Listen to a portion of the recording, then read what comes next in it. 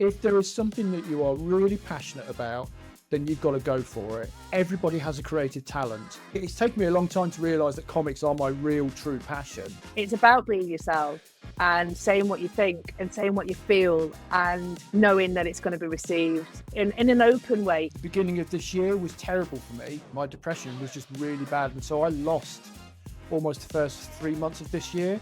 If I hadn't lived with my family, I genuinely would have spoken to another person. That first morning, it was like somebody was holding me down to the bed. I could not get up.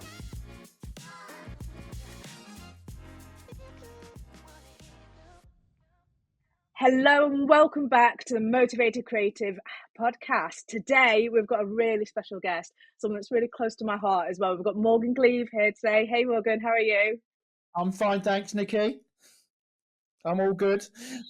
Morgan is an amazing artist and he's had his work in magazines and he's writing his own graphic novel as well. And we're just going to chat today actually about the importance of mental health while nurturing creativity. And it's something that a lot of people I speak to, a lot of creators I speak to, we have this problem with balancing our mental health and our creativity, because if our mental health isn't great, our creativity goes out the window, and it's finding that balance. And me and Morgan have spoken about this before, and we're going to have quite an honest conversation with you today, because both of us have had mental health issues in our lives, and we've sort of come out the other side of it.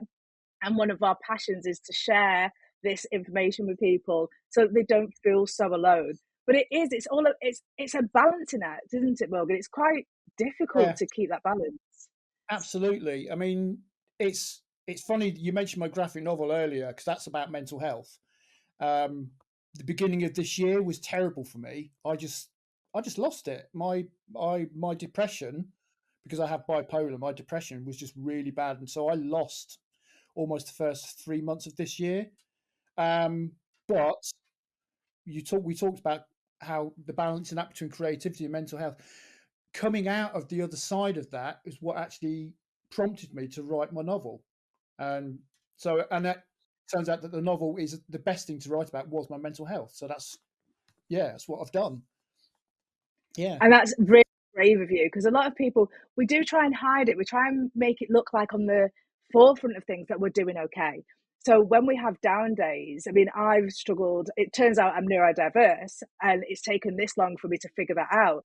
But for years, I've been diagnosed with anxiety, I've been diagnosed with depression, I've had stress, all these things. But actually, trying to balance that without everyone knowing, it's always been like a stigma. I didn't want anyone to know that I was almost, I felt weak. I think that was the thing. I felt weak and I didn't want to see people to see that. Yeah, I get that. I definitely get that. I mean, for me, the way things have changed for me this year, I've had a lot more. They're labels, but they're good labels. I mean, I think you neurodiverse, you'll get it. If you have a definition for something, it really helps. As I have quite severe Asperger's. It affects me socially and stuff like that. But this year, after I'd come out of the other side of this depression and I was starting to get more diagnosis and assistance, it's actually really helped me. And it's helped me understand my disabilities in a way. Yeah, yeah. So, and that's it's allowed me to function a lot better. Yeah, it is the knowing and it's the talking. I mean, we sort of met through lockdown through a mutual friend, and since then, we don't talk all the time, but when we do talk, it's a really honest conversation, and actually makes me feel better that what I'm not alone. Sometimes I have down days, other people have down days, and it's not a bad thing. But having those conversations, I found so helpful, especially with you, because you understand it. But having those conversations, would you recommend people talking more about mental health and creativity? Absolutely, absolutely. I mean, I've been involved in quite a few projects which have linked the two, creativity and mental health.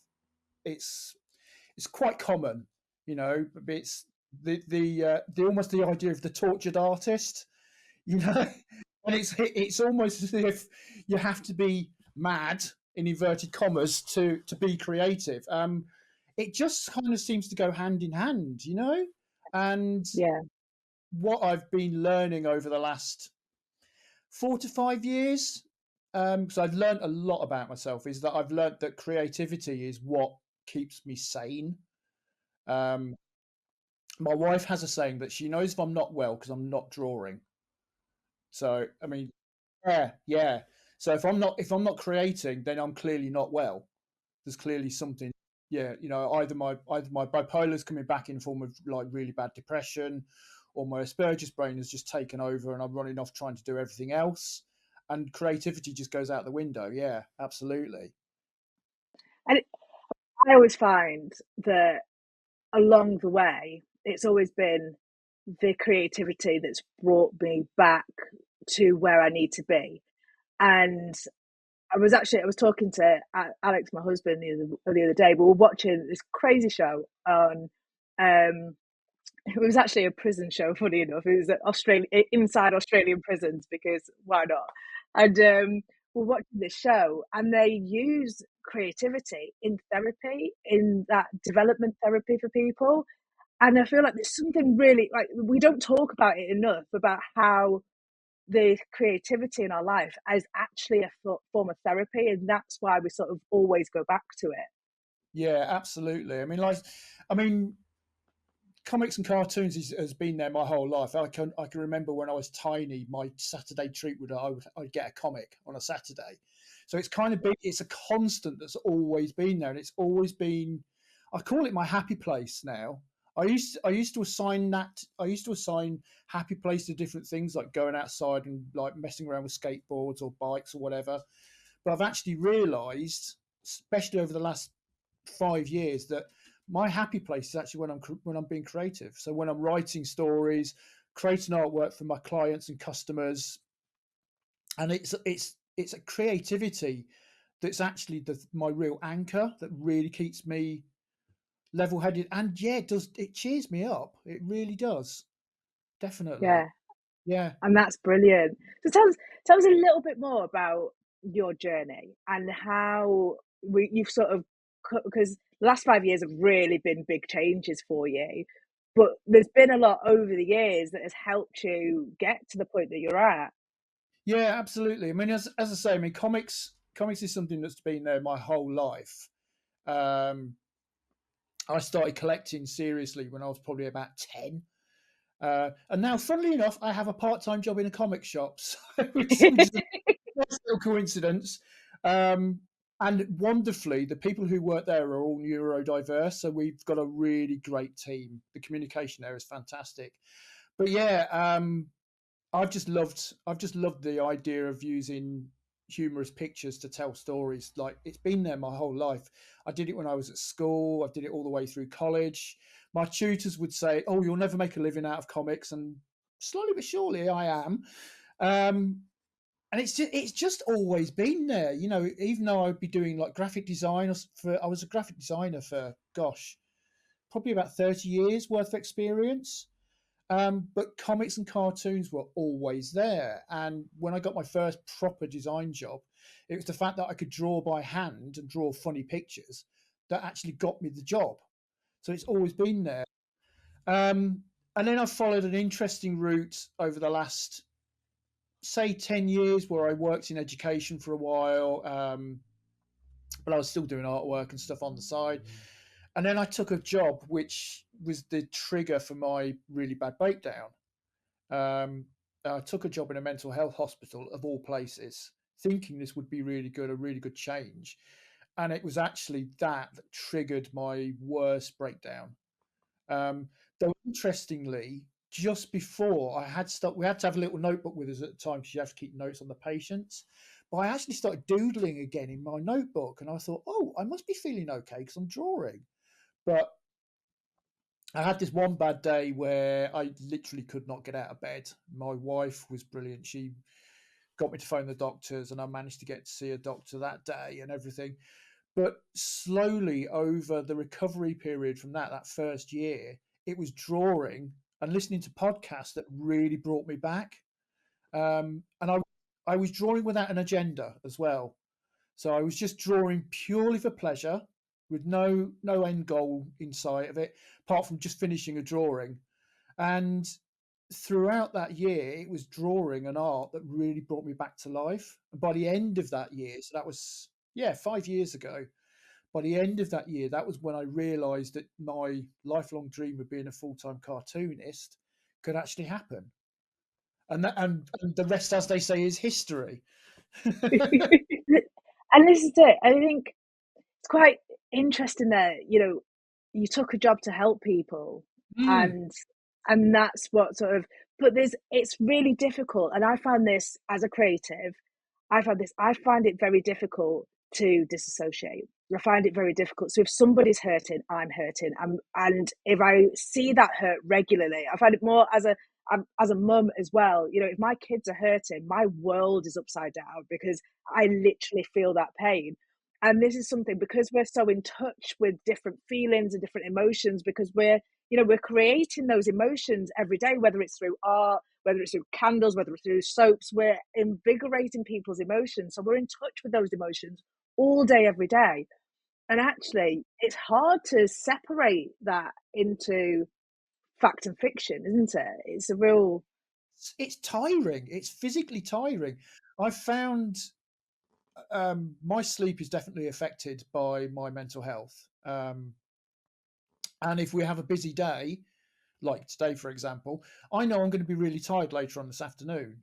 So I mean, I'm glad that I've got the flexibility with doing cartoons self-employed, that I can flex my working day, to fit. But yeah, it's because you're like, it's almost like you're switched on all the time. I don't know if you get that. I get that 100%. Yeah, absolutely. And it's like you're on all the time. Your brain just kind of never stops. I mean, I have ideas for comics all the time. I've got so many projects that have probably been started and left. But yeah, so I'm pleased with myself that I actually managed to finish a project this year. Yeah, well done. We're all still wondering how that happens. Yeah, absolutely. And I want to put a caveat in there to my customers. It doesn't affect my work. I want, I want people to say, "Oh, he's mad. He won't ever finish anything." No, but if I'm self-directing on a project, sometimes it can get, and I'm sure you get the same thing. You'll get distracted. It's literally like, oh, shiny thing, and you get distracted. And so my book, my graphic novel, I'm sort of insanely proud of myself because just stuck with it and I've got through it and it's done. It's ready to go, So, and that's for me, that was huge. Doing work for clients is not a problem because you have to do it. But when you're working on something that's sort of more personal and means something to you, um, that's when you can get distracted or you can leave it to one side because you think, oh, it's only for me, it's not so important. But this book just I felt so right when I was doing it. It just felt completely and utterly the right thing to do. Um, and I don't know if you get the same thing, Nikki, but sometimes you feel guilty when you're working on a project for yourself. You work when you take time to yourself. So I'm turning out pages of this book and then thinking, should I be working on my website? Should I be doing my PR? And all of that is sitting there, on my shoulder. It's like this endless to-do list, and you've got the stuff that you want to do, which is right at the bottom of the to-do list, and then all the stuff that I hate this word, but should do, all the stuff that you should do comes above it. And it's hard to find that balance, and mm, to know that, the stuff that's important to you is just as important as the stuff that's important to everybody else.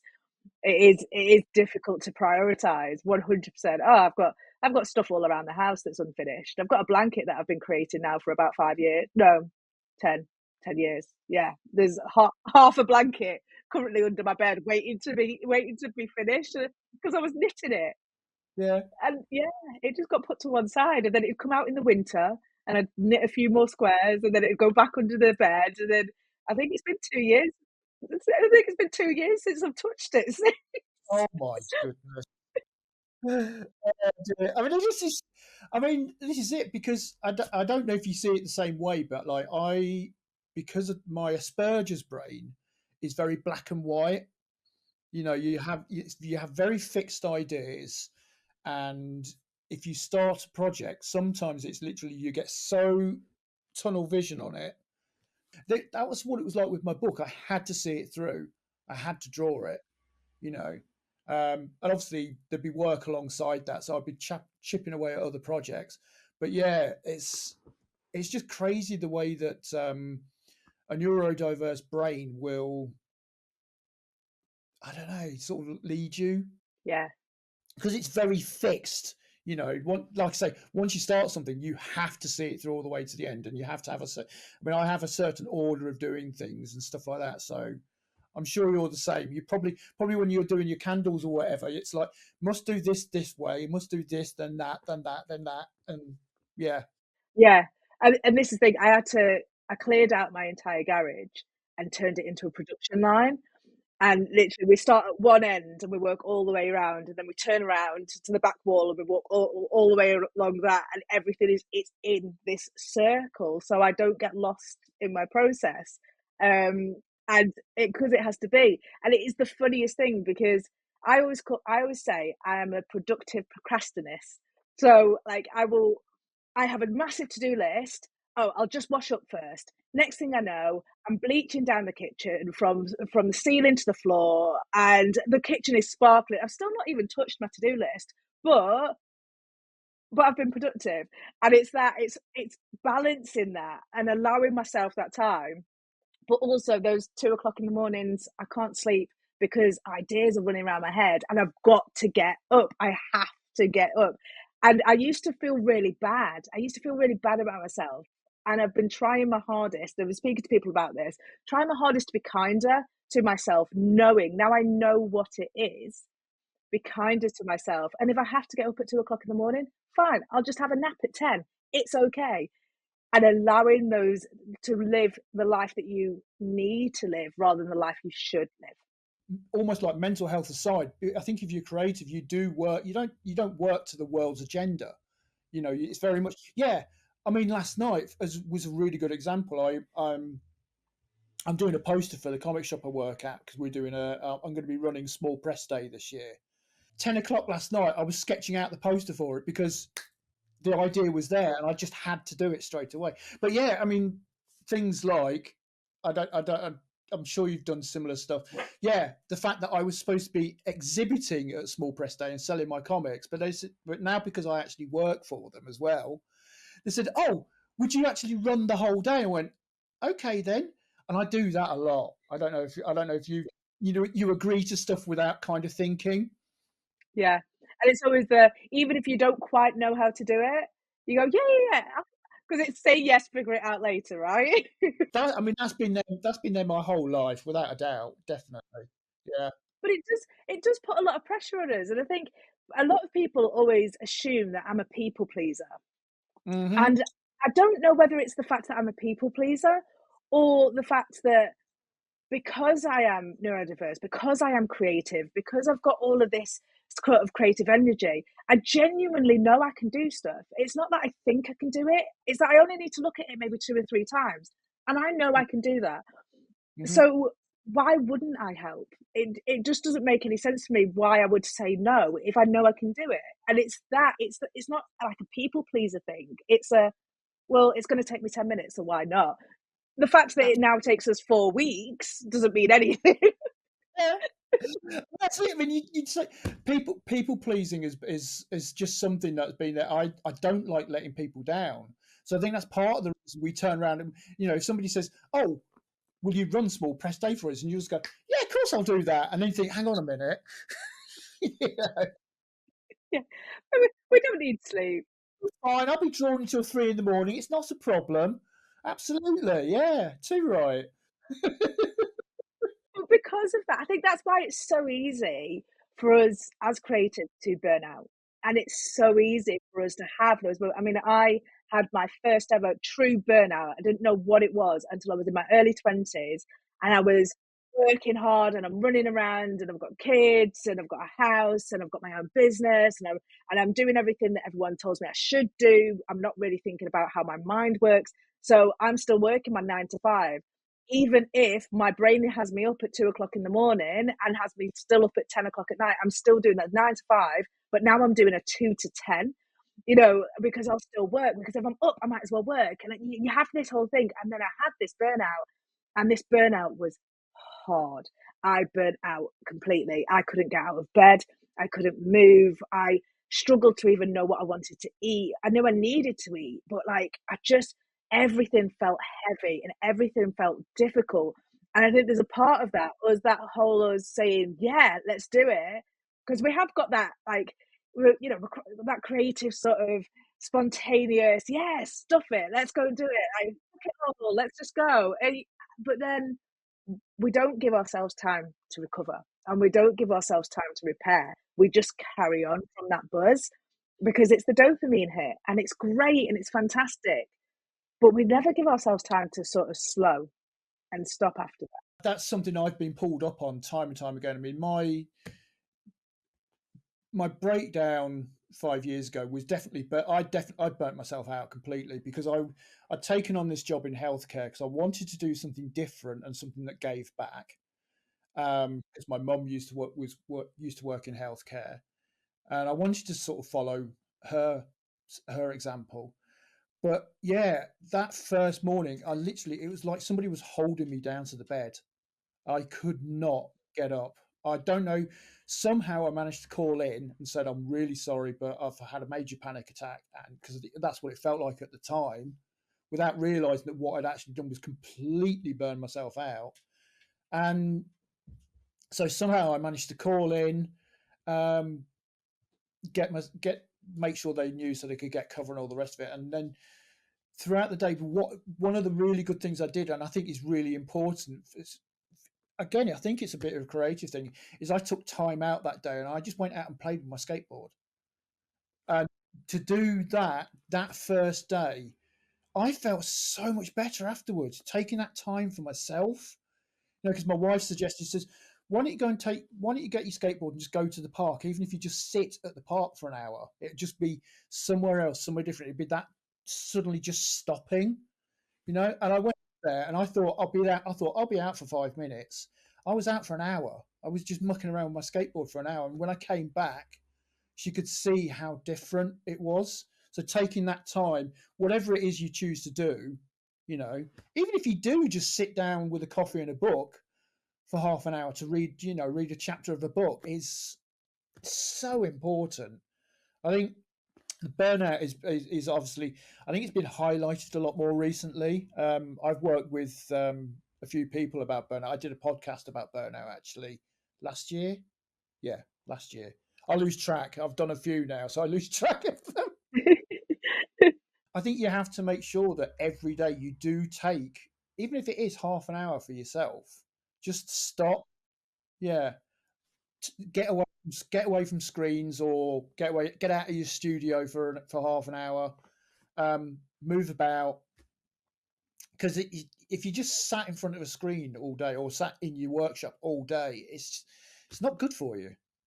No, especially when you're alone, because a lot of creatives, you know, we are in these businesses on our own, and you know, we might freelance for other people, and we might get a little bit of human interaction each week, but each day, I mean, when I first started doing my candles, there were weeks gone by that if I hadn't have lived with my family, I genuinely wouldn't have spoken to another person, and I think that just getting that human interaction, even if it's just sat in a cafe and talking to the barista or, you know, whatever it is, just connecting with another human being is so important.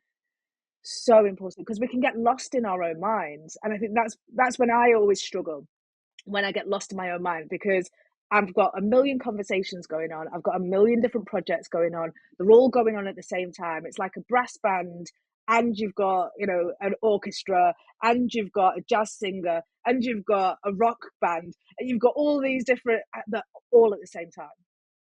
And you can get lost in that. You can sort of be almost like ping ponging between all of it. And it's difficult to register that, I think, for yourself. I'm very fortunate that my wife is now a partner in the business, so I'm left to run the creative side of things, whereas she looks after the business side of things. So that is really good, and it's good for both of us because we both have our mental health problems, but because we can work on it as a partnership, we can kind of keep an eye on each other as well. But yeah, you can. If working as a sole trader is crazy because you can, yeah, you can literally go weeks without social interaction. I'm so glad we've got a cat and a dog because at least if my wife's out, I've got somebody to talk to. Very in-depth conversations about comics with my cat. Yeah, to be fair, my laugh at me because of the way I talk to the dog sometimes, because 'cause I'll have a full conversation with him, and he nods along, so I'm convinced he understands, like, he gets what I'm talking about. Absolutely, absolutely. You know, our cat is more like yeah, whatever, but our dog will be like yeah, yeah, yeah, yeah. That's it. If you need positive affirmation, guys, go to a dog. If you need someone to be judgy, go and talk to a cat, and either way, you'll have exactly what you need. Really weird because like my favorite animals are cats. I've got a tattoo of a cat, and some of my favorite characters that I've created have always been they're anthropomorphic, to use one of my favorite words. Ooh, I've not heard that one. That's a lovely word. Wonderful word, anthropomorphic. It means that taking the form of an animal but making it more human. Yeah, so a lot of my characters literally look like a person with a cat head stuck on top of them. Well, to be fair, you are still a hero in this house for that character that you created for my son. What, God, nearly 4 years ago? Isn't it?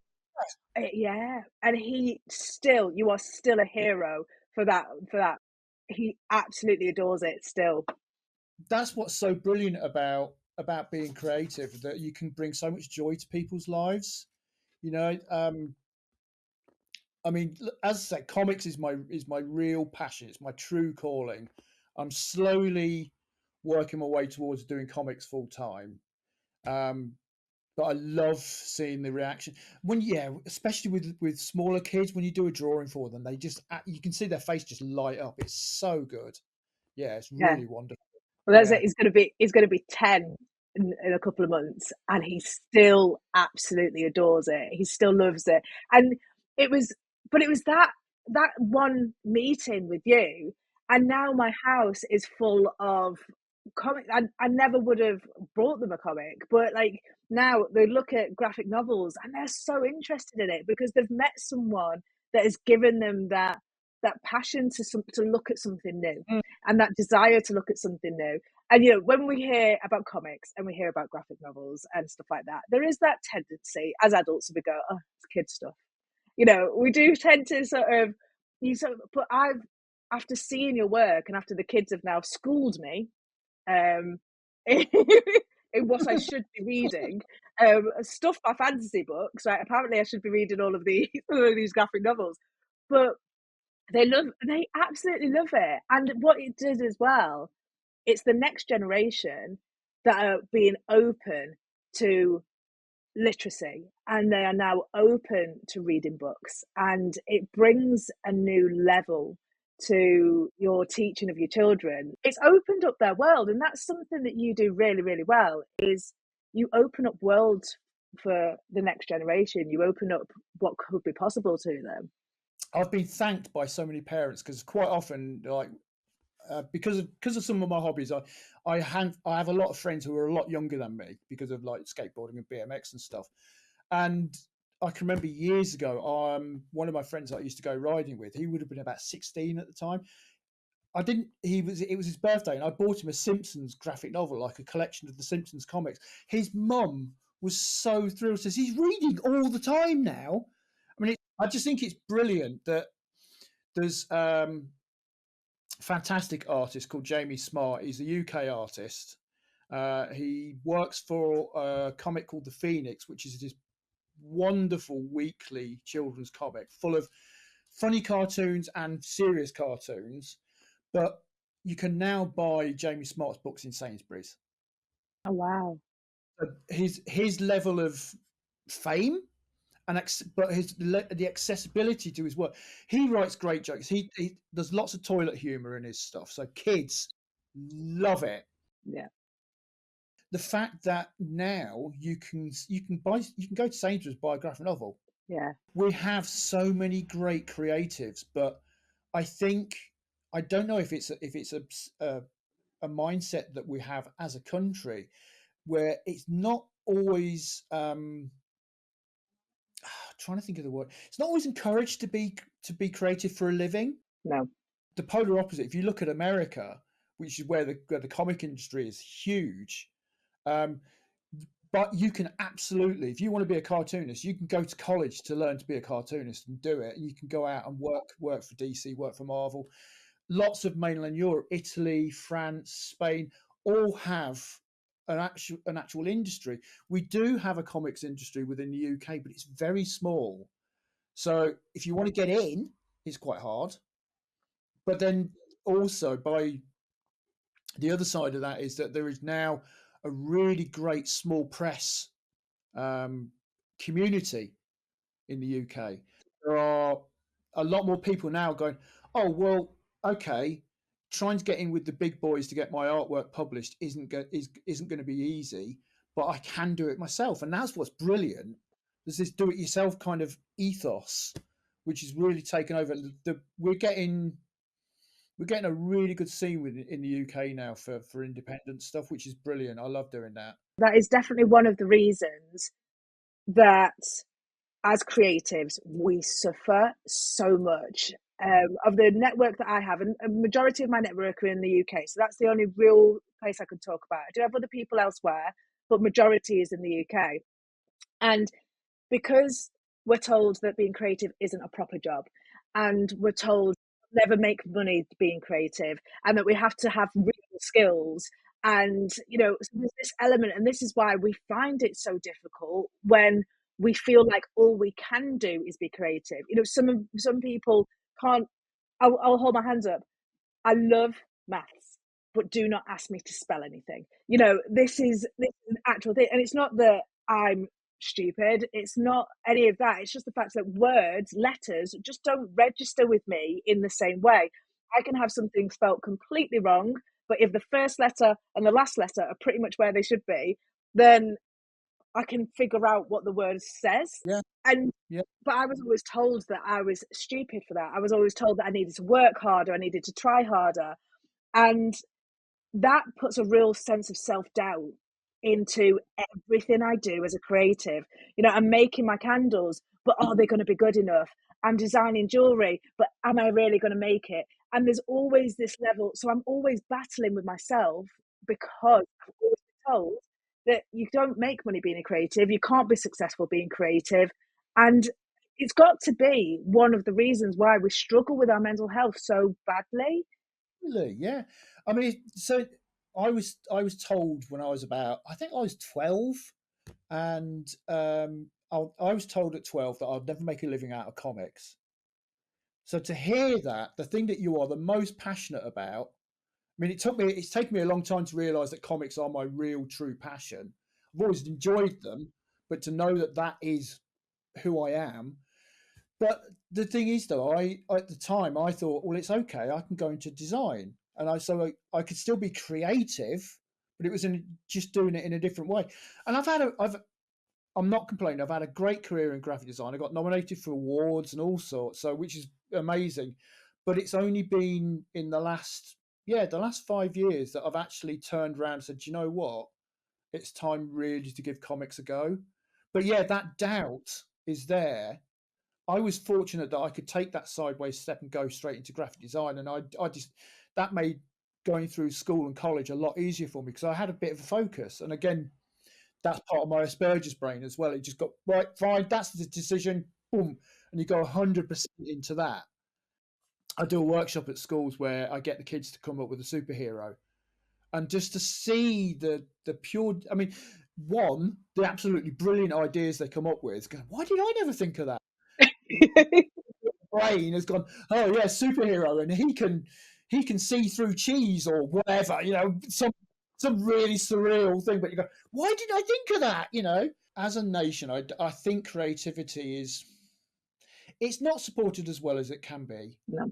I surround myself online with creative people, and I look and see what they're doing, and I look at other artists, and that's great because you can see all of that. But a lot of, like, for me, the comics industry is predominantly in America.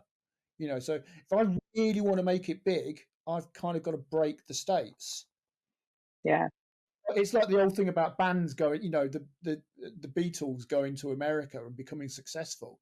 And it's still a bit of a thing with British bands. It's like you're only successful when you broke in America, as an example. You have to go to this really big target. It's one of the reasons why I do what I do, is because if I could help empower all of the creative people that I've ever met to stand up and just own their talent and run forward with it 100 miles an hour, and we could take over the world.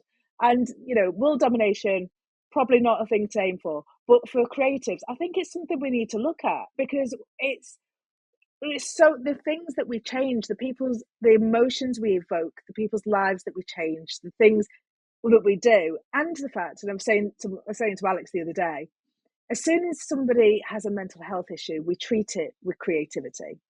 We tell them to go out into the nature and explore. We tell them to draw. We tell them to colour in. We tell them to create something with their hands.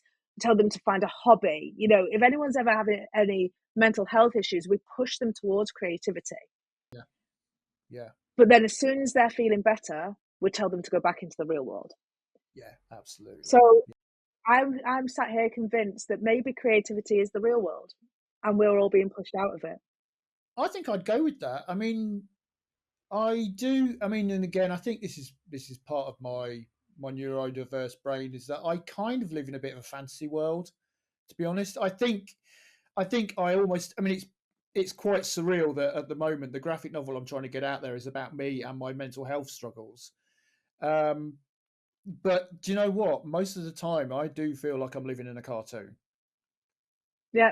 Alex says I live in a musical. Yeah, I've always got musical. What was it? I saw a wonderful quote about about how brains work, and it says, what is it? I've got 40 tabs open. One of them is frozen. And where the hell's that music coming from? And that just, if that doesn't sum up how my brain works, you know. Yeah. 100%. 100%. And I think one of the things, and having these conversations with you has always helped me, I think, because we have always been really honest with each other and really open with where we are mentally. And considering we haven't known each other that long, we've had some honest conversations that I've probably not even had with some of my closest friends throughout the years, which has been really refreshing. But I think one of the things that really points out to me is the fact that we've learned over the last few years to be kinder to our minds. Mm-hmm. And I don't know about you, but I do feel like for the other people that are struggling out there, just be nicer to yourself. If you're having a day where you need to spend all day in bed, spend it in bed. If you want to go out and roller skate, go out and roller skate. Do whatever your body needs in that time. If you're hungry, your body will tell you, and you go and find something to eat. So if you're dipping towards a depression, or if you've got anxiety, or you're having a bit of a panic attack and your body's saying, I need to be out in the open, go out into the open. Listen to your gut. I think that's something that we really need to include for people. Wholeheartedly. I mean, even just as simple as my wife can be very hard on herself. She's very. I think part of that was down to her upbringing, but she can be incredibly hard on herself, and if she will try and measure the day by how much you've done, but not understanding how important it is. Yeah, look after yourself, because if you burn out, you're not good for anything. So you have to take care of yourself. It goes back to, I try and make sure I go out and do jumping around with a skateboard or something every day if I can, just to break up the day, so I'm not stuck in front of a screen, or I'm not drawing all day, and just to actually get out, have a change of scenery. It makes such a difference, even if it's like say half an hour.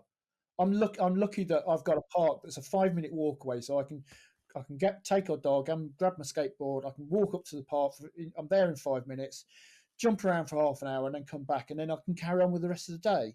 And I think if more people, not just creatives, but if more people generally did that, I think we'd be in a much better state. Definitely.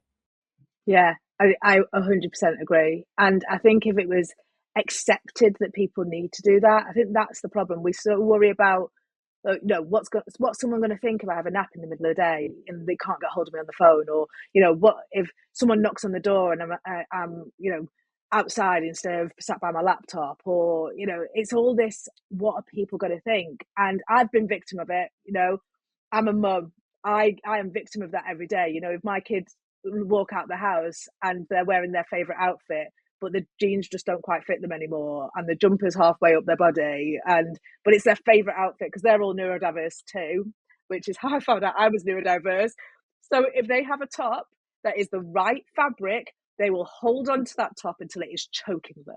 Absolutely. Yeah. No, I get that about clothes completely. Yeah, absolutely.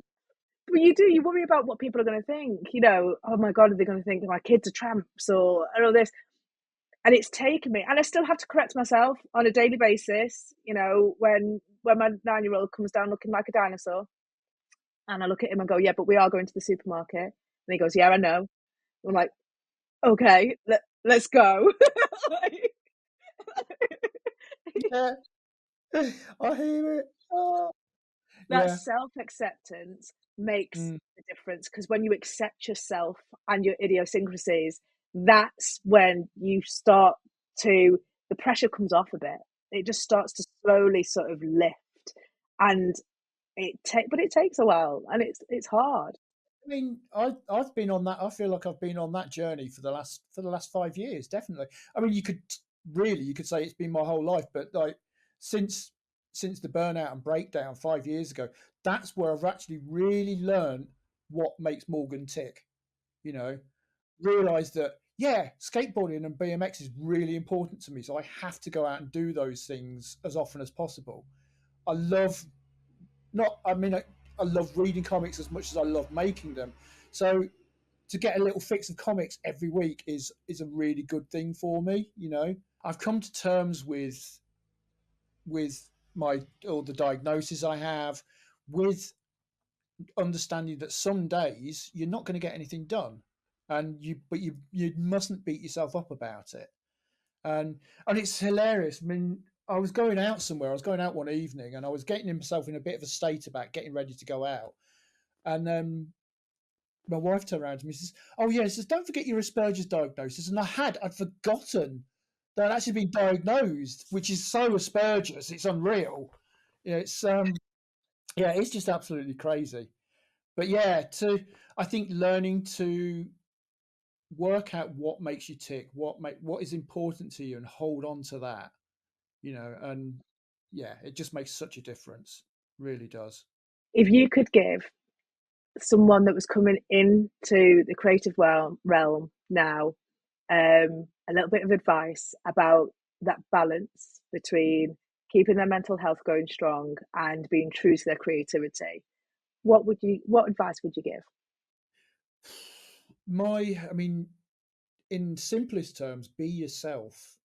I think is to genuinely be yourself. If there is something that you are really passionate about, then you've got to go for it. Um, but also remember that you can't go at it 100 miles an hour. I think that's the best thing. If I've seen so many people, I have an adage that I said everybody has a creative talent. Accountancy is a creative talent. It's just with numbers and stuff like that. But and so when I meet people and they say, "Oh, you're amazing because you can draw all these cartoons and it's absolutely brilliant," and I can't do anything like that, and I say, "Yeah, but I bet you can do something." It's like somebody at the comic shop had they they don't draw or paint or anything like that, but they make cakes for us, and that's an art form. That's an art form in its own. I'm coming to visit.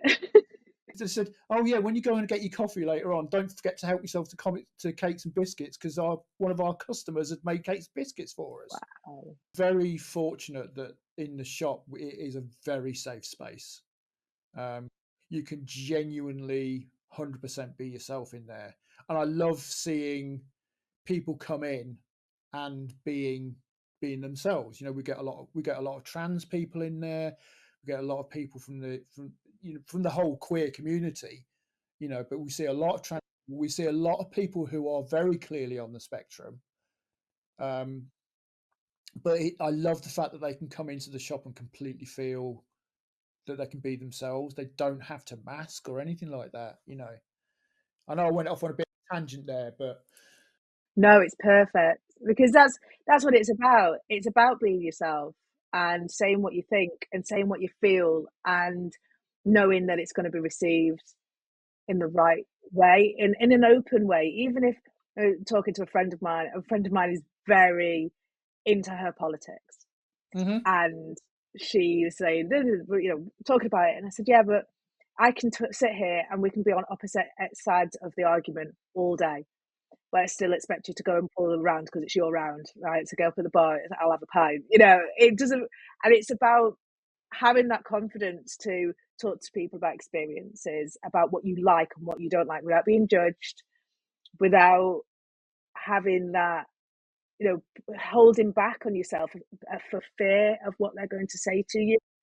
And that's in every arena, whether it's creativity, your lifestyle, your politics, whatever it is. They say do not speak politics and religion with friends, but I think if you can't speak it with friends, you definitely can't speak it with anyone. So, there is that. This has been such a wonderful conversation. Thank you so much. I love talking to you. I really do love talking to you. Morgan is I'll say this because not a lot of people know this. Me and Morgan we were sort of thrown together by a friend of ours who said, "You two need to meet," and we were like, "Okay," so we did. And it was lockdown, and Morgan you came round to the house, didn't you? And we stood out on the drive, and what should have been a 5-minute conversation ended up in what, an hour and a half. We were just stood on the drive. something like that. Yeah, something like that. We just stood on the drive. And what was lovely is, even though that moment we'd only just met each other, it felt like we'd known each other for years. We had the same ideals, the same values, and the same passion for getting creativity out into the world and making sure everyone use their creative talents as much as they can and be happy with themselves and everything. And it's made such a difference in my life to have a friend like you. It's been absolutely lovely. So, if anyone else would like a little bit of Morgan in their lives, and wants to find out more about his work and wants to buy a book, The book coming out this year. It's definitely coming out. there will be a link on our page at the artisanbusinesscompany.com/podcast. So there will definitely be a link on there for you to be able to buy a book from him and find out more about him and hire him to make your superhero. Tell him who you are and he will design you a superhero just for you, because he's great like that. Next week, we will be diving into the world of developing your niche to boost your sales as we continue to explore the whole world of handmade businesses. And you can find out more information either on the website, theartisanbusinesscompany.com/podcast, or follow us on the gram at the Artisan Business Company. You won't want to miss it. Thank you for listening. I'll speak to you all soon. Bye. The Motivated Creative Podcast is brought to you today by the Artisan Business Company. If you enjoyed today's show, please leave a review and share it with your friends. Your support helps us reach and help more creative entrepreneurs just like you. Don't forget to follow us on the Instagram at Artisan Business Company for updates and behind the scenes content. Until next time, keep creating and stay motivated.